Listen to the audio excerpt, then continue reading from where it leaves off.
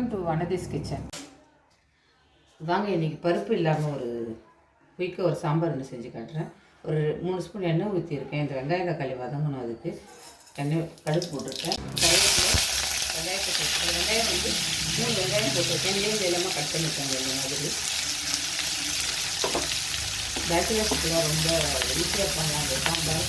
இப்போல்லாம் இந்த கடையில் மாவு இருக்குது இல்லையா, வாங்கிட்டு இந்த சாம்பார் வச்சுட்டு தோசை ஊற்றி சாப்பிட்றோம். அதால் முடிஞ்சு ஈஸியாக ட்ரை பண்ணுறோம். ரொம்ப டேஸ்ட்டாக இருக்கும். ரொம்ப சிம்பிளான சாம்பார் இது. வெங்காயம் இந்த மாதிரி வதங்கின உடனே 2 தக்காளி சேர்த்துக்கிறோம். தக்காளி நல்லா வதங்கணும். வெங்காயம் தக்காளி வதங்கிட்டு இருக்கிறதுக்குள்ள ஒரு 2 கைப்பிடி உடைச்ச கடலையே பவுடராக அரைச்சிட்டு தேவையான மஞ்சள் பொடி போட்டுக்கிறேன். வெங்காயம் தக்காளி வதங்கிடுச்சு. எதுவுமே இதுக்கு பருப்பெல்லாம் இல்லாததுனால ரொம்ப காரம் இல்லாமல் தேவைப்படாது. 2 ஸ்பூன் தான் போட்டிருக்கேன். கொஞ்சம் நேரம் இந்த வாசனை பச்சை வாசனை போக வரை கொஞ்சம் நேரம் வதக்கலாம் இது. ஏன்னா இது வேக வைக்க போகிறதில்ல ரொம்ப நேரம். அதனால கொஞ்சம் இந்த வாசனை இதிலே போயிட்டு இந்த மிளகாப்பொடி வாசனை.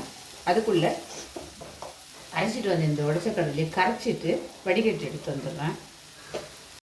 உடைச்ச கடலை கரைச்சிட்டு வடிகட்டிட்டு இதை இதில் ஊற்றிக்கலாம். சடனாக பிடிக்கும். அதனால் இன்னும் நல்லா தண்ணி தாராளமாக தண்ணி விடுங்க.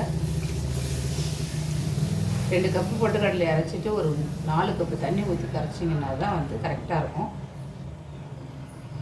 அந்த குருணை இல்லாமல் நல்லா வடிகட்டிடுங்க. தேவையான உப்பு போட்டுடுறேன். நல்லா குழம்பு கொதிக்கட்டும். நல்லா கொதிச்சதுனா தான் அந்த பொட்டுக்கடலையோட வாசனை போகும். பருப்பே இல்லாத பொட்டுக்கடலை சாம்பார் ரெடி ஆகிடுச்சு.